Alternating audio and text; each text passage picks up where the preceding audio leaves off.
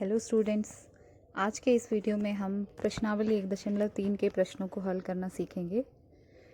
बच्चों, प्रश्नावली 1.3 में दो प्रकार के प्रश्न हैं, जिसमें पहला प्रकार है कि कुछ संख्याएं या भिन्न आपको दी होंगी जिनका दशमलव प्रसार किस प्रकार का है, ये आपको पहचानना होगा, जो कि लास्ट लेक्चर्स में मैंने आपको दशमलव प्रसार के बारे में बताया भी था। तो उस पर आधारित प्रश्न इस प्रश्नावली में आपको मिलेंगे। और दूसरे प्रकार का प्रश्न होगा जिसमें आपको एक दशमलव संख्या दी जाएगी, उसको आपको परिमेय संख्या यानी कि P/Q के रूप में व्यक्त करना होगा। तो चलिए इस प्रश्नावली के दोनों ही प्रकार के प्रश्नों के कुछ उदाहरण मैं आपको हल करवा रही हूँ। चलिए स्टार्ट करते हैं। देखिए क्वेश्चन नंबर 1 है, भिन्नों को दशमलव रूप में लिखिए और बताइए कि दशमलव प्रसार किस प्रकार का है। तो इसमें आपके पास 6 प्रश्न हैं। 6 में से 2 प्रश्नों को मैं आपको हल करवा रही हूँ, शेष बचे प्रश्नों को आप स्वयं हल करने का प्रयास करेंगे।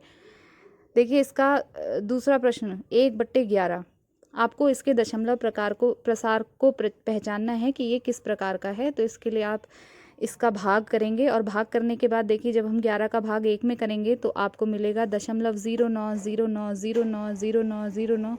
इस प्रकार अनवरत ये भागफल आपको मिलता जाएगा। इसका मतलब क्या हुआ कि ये संख्या जो हमको मिली है दशमलव प्रसार, ये 0.09 का बार है।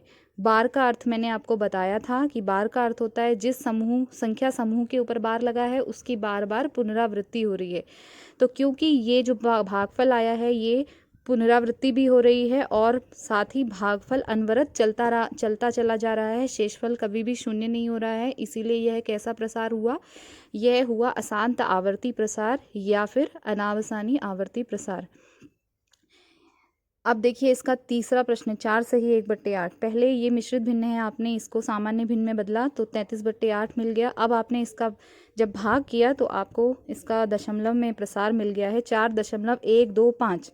क्योंकि यह प्रसार 5 पर आकर रुक गया है, इसीलिए यह कैसा प्रसार है? शांत प्रसार। तो इसी प्रकार से आप इसके बाकी प्रश्नों को हल करेंगे और जाँच करेंगे कि इनका दशमलव प्रसार किस प्रकार का है।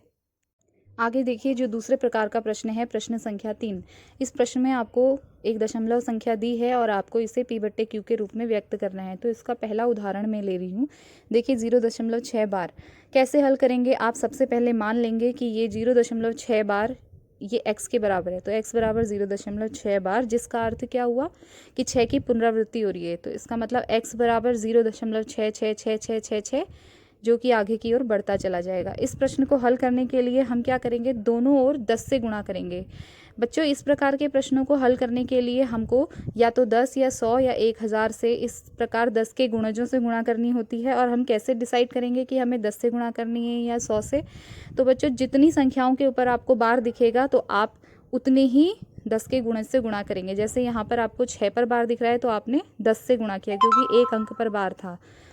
देखिए आपने दोनों ओर 10 से गुणा कर दिया। इस प्रकार आपको समीकरण मिली 10x बराबर 10 गुना 0.6666। तो अगली लाइन में 10x बराबर 6.6666। 10 से गुणा करने पर दशमलव एक अंक खिसक गया। तो इस प्रकार आपको 10x बराबर 6.6666 मिला, जिसको आप तोड़ेंगे। किस प्रकार तोड़ेंगे? देखो दशमलव संख्याओं का जोड़ आपको आता है, तो इसको हमने तोड़ दिया 6.0 प्लस 0.6666, दोनों को जोड़ने पर आपको 6.6666 मिलेगा। ऐसा हमने क्यों किया? क्योंकि हमें बाएं पक्ष में तो हमारे पास 10x था, दाहिनी ओर भी हमें किसी तरह से x लाना है। तो x लाने के लिए हमने इस संख्या को तोड़ा है।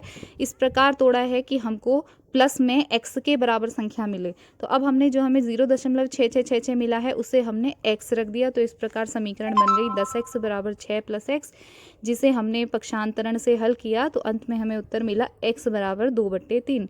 तो इस प्रकार के अन्य प्रश्नों को भी आप हल करने का प्रयास करेंगे और पूछेंगे।